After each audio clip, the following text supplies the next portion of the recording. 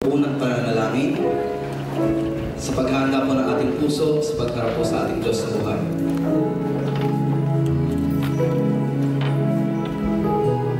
As we come into His presence this afternoon and declare He is awesome in this place.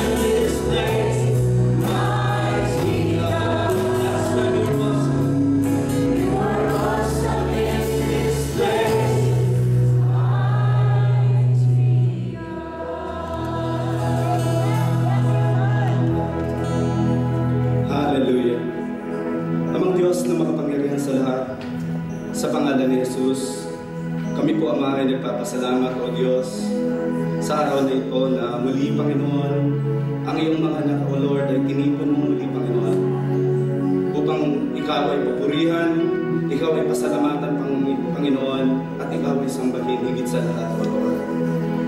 Ama, punuin mo nga po, Panginoon, ang iyong presensya, ang lugar na ito, Panginoon, na kung saan ang iyong mga anak, Panginoon, ay tataas ang iyong pangalan, Lord. Ama, bago po kami lumapit sa trono ng iyong kabanalan, Panginoon, Lord, ibinababa po namin, Panginoon, ang aming mga sarili sa iyo. Patawarin mo nga po kami, Panginoon. Lord, kami po ay may pagkukulang, kami po ay may pagkakasala sa iyo, Panginoon. Lord, sa aming mga inisip, sa aming mga sinilita, Panginoon, sa aming mga ginawa, Panginoon, kami po ay nagkasala sa iyo, Panginoon. Lord, ang sabi niyo po sa iyong mga salita, Panginoon, na kung kami ay tapat na lalapit sa iyo at aaminin namin ang aming mga kasalanan, Panginoon, ikaw ay tapat na magpapatawad sa amin, Panginoon. Kaya, Lord, patawad po, Panginoon. Hallelujah. So, Lord. Ama, sa hapon pong ito, Panginoon, inihiling po namin, Panginoon, ang pagsama ng iyong presensya, Panginoon. Ang iyong banal na Espiritu nawa, Panginoon, ang lumukop sa bawat isa na narito, Panginoon, upang ang lahat ng aming gagawin, Panginoon, ay maging katanggap-tanggap sa iyong harapan, Panginoon. Lord, itinataas din po namin, Panginoon, ang aming mga sarili sa iyo, Panginoon. Lord, pangunahan niyo nga po kami, Lord. Pangunahan niyo nga po ang iyong bayan, Panginoon. At ang amin pong tagapagsalita sa araw na ito, Panginoon. Lord, itago niyo po siya, Panginoon, sa iyong kapangyarihan, Lord. Puspusin mo nga po siya, Panginoon, ang iyong kapangyarihan upang ang mensahe, Panginoon, na marinig namin sa hapong ito, Panginoon, Lord, ay maging kagamit-gamit sa aming buhay. Hipuin niyo nga po, Panginoon, ang puso namin lahat, Panginoon, ang iyong bayan, Panginoon. Patuloy po namin, Panginoon, inilalapit ang aming mga pananampalataya sa iyo, Lord, na ikaw, Panginoon, ang patuloy namin makita, Lord, at ang hindi ang aming kapal. Lord, tulungan niyo nga po kami, Panginoon, sa lahat ng aming ginagawa. Lord, ang lahat po ng aming gagawin sa hapong ito, Panginoon, ay papurihan ka, pasalamatan, at sambahin, O Lord. Ama, sa amin pong mga kapatid na wala pa sa lugar na ito, Panginoon, ingatan niyo nga rin po ang aming mga kapatid na makasama namin sila, Lord, sa pananambahan sa lugar na ito, Panginoon. Wala po kaming gagawin, Panginoon, sa hapong ito, kundi ikaw ay papurihan, pasalamatan, Panginoon, at sambahin sa Espiritu at katotohanan. Ito po ang aming samot-dalangin at nagkakaisang tinig sa pangalan ng aming Panginoong Hesus. Ang lahat ng anak ng Diyos ay magsasabi ng Amen. Hallelujah. Hallelujah. At bago po ang lahat, mga kapatid, bayaan niyo po muna yung basahin ko ang Psalm 98, verse 1 to 6. Ang sabi po niya rito, "Sing to the Lord a new song, for He has done marvelous things. His right hand and His holy arm have worked to get salvation for Him. The Lord has made His salvation known and revealed His righteousness to the nations. He has remembered His love and His faithfulness to Israel, and the ends of the earth have seen the salvation of our God. Shout for joy to the Lord, all the earth. Burst into jubilant song with music. Make music to the Lord with the harp and the sound of singing, with trumpets and the blast of ram's horn. Shout for joy to the Lord, the King." Amen. Hallelujah. Amen. Hallelujah.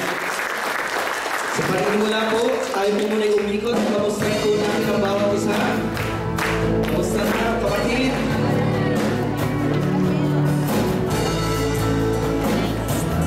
Yabot po natin ating mga kamay na may ngiti sa ating mga labi. Kamusta na? Kamusta na? Ang pinagdala kung ay aking nakita. Kamusta na?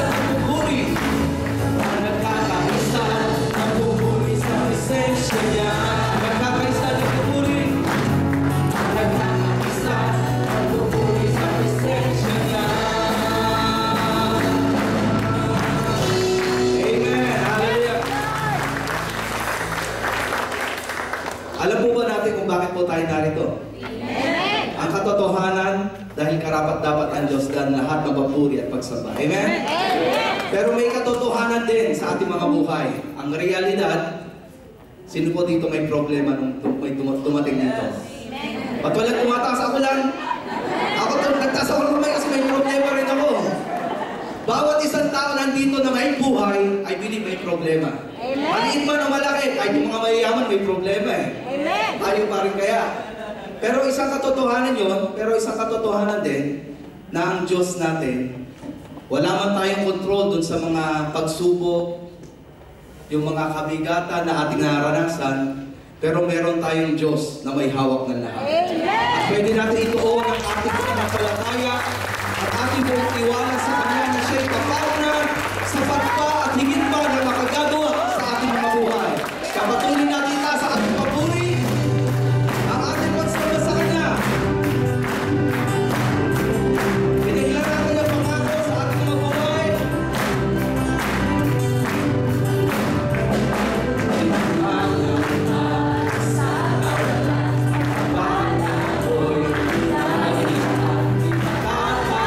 Sa